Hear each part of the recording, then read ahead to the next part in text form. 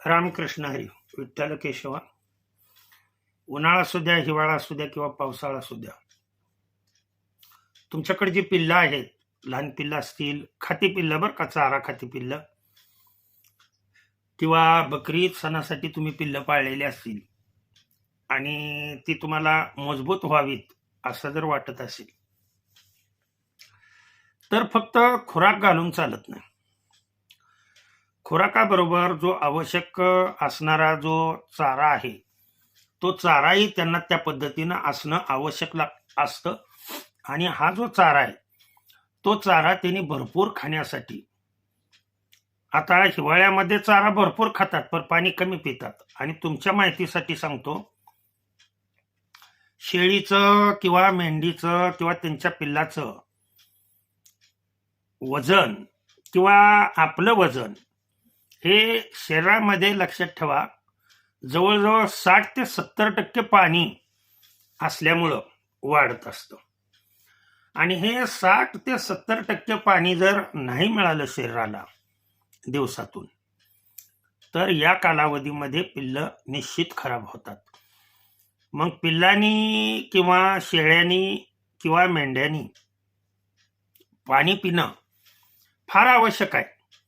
पाणी जर नाहीत पिले तर खराब होतात. पहा, उन्हाळ्यामध्ये असू द्या, हिवाळ्यामध्ये असू द्या किंवा पावसाळ्यामध्ये असू द्या. आता हिवाळ्यामध्ये तर जवळजवळ जनावरं पाणी पितच नाहीत. गायी सुद्धा पाणी न पिल्यामुळं तिचं दूध 1-2 लिटरनी झटक्यात कमी येतं. म्हैस असेल किंवा गाय असेल, पाणी नाही पिलं की झटक्यामध्ये तिचं, हे मी सांगतोय ते निश्चित कमी होतं. वजन निश्चित कमी येतं, उत्पादनाला आपणाला मार बसतो. आता गायी आणि म्हैस विकायची नसते, परंतु त्यांच्याकडून दूध वाढलं पाहिजे. दूध कधी वाढेल तर जेव्हा ते खातील तेव्हा. जर त्यांनी खाल्लंच नाही तर दूध वाढू शकेल का सांगा मला? फक्त नाही वाढू शकत. मग हे दूध वाढण्यासाठी त्यांनी भरपूररित्या खाण्यासाठी पाणी पिणं हे फार महत्वाचं आहे. मग पाणी पिण्यासाठी काय करायचं, काय उपाययोजना करायची? तर एक वेळ जो काही तुम्ही वाळला चारा कुट्टी करून घालत आहात जनावरांना, त्या चाऱ्यावरती एक अर्धा तास तरी अगोदर हे सांगतोय ते मिश्रण, हे मिश्रण त्याच्यावरती शिंपडायचं आणि तो चारा खालीवर खालीवर शिंपडून फक्त खालीवर खालीवर करायचा. 2-3दा खालीवर खालीवर करून तुम्ही मग पुन्हा त्याच्या पुढे टाकला तर पहा, त्या चाऱ्यातलं एक कण सुद्धा ते ठेवत नाही. म्हणजे मेन मुद्दा, हा उपाय केल्याने तुमचा चारा वायपट जाणार नाही. दुसरी महत्वाची गोष्ट, जे तुमची जनावरं पाणी पिणं आवश्यक आहे ते पाणी भरपूररित्या पितील. आणि तिन्ही ऋतूमध्ये हा जो सांगतोय उपाय, गाय असेल, म्हैस असेल, शेळी, मेंढी, त्यांची पिल्लं, या सर्वांसाठी हा उपाय करणं आवश्यक आहे. एक एक एक एक एक एक मी माहिती देत असतो. हे काय कुणाच्या शेळी पालनावर गेलोय तिथला व्हिडिओ काढलाय, ज्यांनी ज्या वेळेला व्हिडिओ काढले ती जी शेळी पालन दाखवली ती बंद पडली. ध्यानात आलं का तुमच्या? तेवढ्या पुरतं व्हिडिओ काढण्यापुरतं याव करूंगा आणि त्याव करूंगा, जे खरं आहे तिथं तुम्हाला ते कळत नाही, पटत नाही. इथे मी सर्व अनुभवाचे बोल हे सांगत असतो. आता मिश्रण कसं तयार करायचं ते पहा. समजा चारा आहे 100 लिटर, 100 किलो किंवा 50 किलो किंवा 20 किलो तुमचा चारा आहे. तर 20 किलो चाऱ्यासाठी साधारण 1 लिटर पाणी हे घ्यायचं आहे. या 1 लिटर पाण्यामध्ये 4 चमचे खडं मीठ टाकायचं आहे. खडं मीठ लक्षात येतंय का बघा. त्यानंतर साधारण एवढा खडा, हा याचा गुळाचा खडा टाकायचा आहे. आणि याच्यामध्येच भरपूर प्रमाणामध्ये आपण जे साखर वापरतो ती साखर या 1 लिटर मध्येच टाकायची. आता हे पदार्थ तुमच्या लक्षात आलेले असावेत. हे 3 पदार्थ एकत्रित केले की याच पदार्थामध्ये आणखीन एक वस्तू सांगणार आहे. ती वस्तू म्हणजे काळी मिरी. नीट लक्ष द्या.